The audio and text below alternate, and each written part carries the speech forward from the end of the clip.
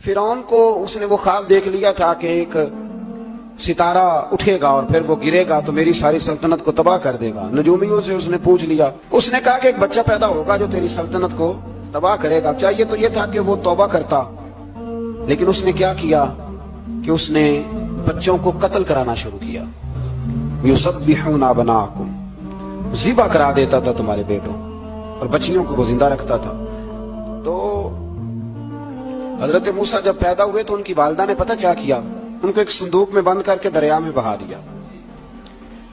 अब दरिया में बहते जा रहे हैं तो माँ थी तो परेशान भी हो गई, उनकी हमशीरा को कहने लगी जरा ध्यान रखना किधर जाते हैं। हजरत मूसा अलैहिस्सलाम दरिया में बहते बहते ना फिरौन ने ना दरिया के किनारे मकान बनाया हुआ था। आपको पता है बादशाहों का ज़ौक होता है। आजकल हमारे जो हुक्मरान हैं उन्होंने उसका नाम फार्म हाउस रखा हुआ है, मेरा फार्म हाउस, और पुराने जमाने में लोग डेरा कहते थे। तो उसने भी इस तरह का फार्म हाउस बनाया हुआ था। वहां पे हजरत मूसा अलैहिस्सलाम तैरते हुए ताबूत के अंदर, संदूक के अंदर जा रहे हैं। फिरौन और उनकी बीवी हजरत आसिया बे औलाद थी, बड़ी तड़प थी बेटे की, वो भी वहां खड़ी थी। संदूक तैरता हुआ आया तो फिरौन ने कहा कि जाओ पकड़ के लाओ, देखो क्या है। जब वो लेके आए ना तो आपकी हमशीरा जो निगरानी कर रही थी परेशान हो गई कि ये तो उसके हाथ लग गए, ये तो अब मार डालेगा। लेकिन जब खूबसूरत और चमकता हुआ बच्चा देखा तो बीबी आसिया कहने लगी ये बनी इसराइल का है ही नहीं, ये तो पता नहीं कहां से बहता हुआ यहाँ आ गया है। तुम ऐसे ही छोड़, ये पता नहीं कहां से आया, रख ना ले, रख ना ले। तो हजरत मूसा अलैहिस्सलाम वो कहने लगा नहीं उन्हीं के हैं, मूसा अलैहिस्सलाम उसी के हैं। तो आसिया कहने लगी तेरे तो सर पे ना बस भूत ही सवार हो गया, हर वक्त वही लोग तुझे याद रहते, ये पता नहीं कहां से बह के आया। अब रख लिया, मान गया फिरौन। आप फिरौन के घर में जो इसलिए बच्चे मरवा रहा था कि मेरी सल्तनत हजरत मूसा पैदा ना हो जाए, तो उसी के घर में परवरिश पाने लगे, उसी के घर में। अब औरतें मंगाई गई दूध पिलाने के लिए, तो हजरत मूसा अलैहिस्सलाम किसी बीबी का दूध नहीं पीते, तो आपकी हमशीरा ना वहीं दाएं बाएं घूमती रहती। तो कहने लगी जनाब आसिया से कि मैं एक बीबी को जानती हूँ, बड़ी साफ सुथरी है, मुझे उम्मीद है ये बच्चा उसका दूध पिएगा। तो फिरौन कहने लगा दौड़ के ला। तो वो अपनी वालिदा को लेके आई तो हजरत मूसा ने फौरन दूध पीना शुरू कर दिया। फिरौन को फिर थोड़ा शक हुआ। एक रवायत यूं भी लिखी है बाज लोगों ने कि फिरौन एक दिन उठाया हुआ था हजरत मूसा की, अभी थोड़ी सी उम्र थी, तो आपने उसकी दाढ़ी पकड़ के तो एक घूंसा दे मारा। जलाली तो शुरू से है ना। तो कहने लगा आसिया तू मान ना मान, ये बच्चा वही है। तो हजरत बीबी आसिया कहने लगी कि तुझे गलत फहमी है, ये वो नहीं है। उसने कहा देखो ना, ये तू उठाती है तो प्यार करता है, और मेरे जब करीब आता है तो इसके लबो लहजे में मैं तलखी महसूस करता हूँ। उसने कहा बच्चों को क्या पता।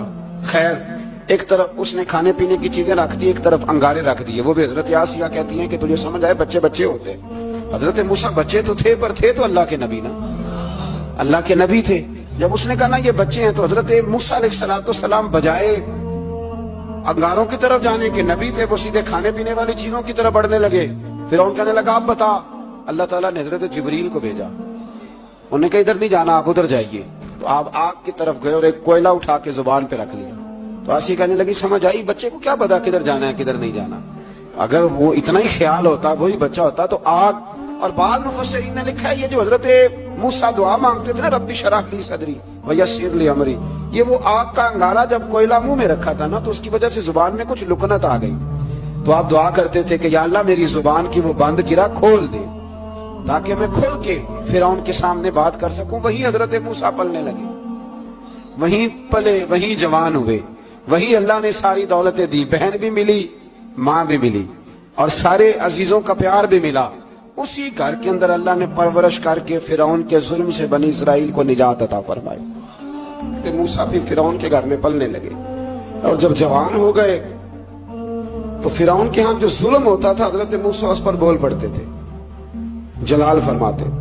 तो फिरौन फिर नाराज नाराज रहने लगा, यहां तक कि उसने आपको निकाल दिया, आप तशरीफ ले गए वहां से।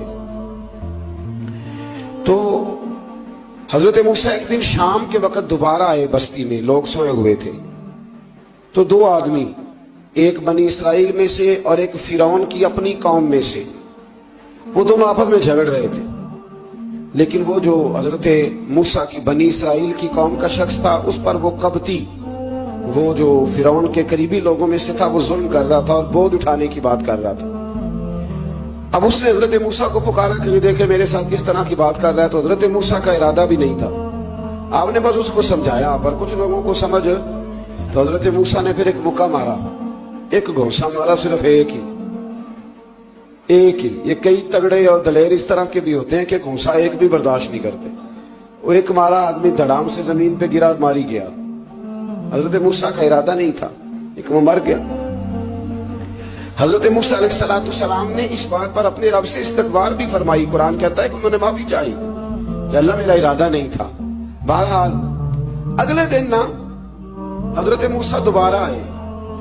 वो सुना करते थे ना कि बेवकूफ दोस्त से अक्लमंद दुश्मन बेहतर होता है। वो कम से कम दुश्मनी तो अक्लमंदी से करता है ना, लेकिन जो बेवकूफ दोस्त हो, बेवकूफ। हजरत मूसा दोबारा आए तो वो बनी इसराइली अगले दिन किसी और से झगड़ा कर रहा था।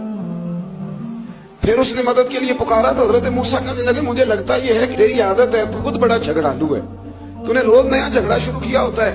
हजरत मूसा जब उसकी तरफ बढ़े ना डांटने के लिए, तो उसने शोर करना शुरू कर दिया। कहने लगता है जिस तरह आपने उसे कल कत्ल किया था, मुझे भी कत्ल ही करेंगे।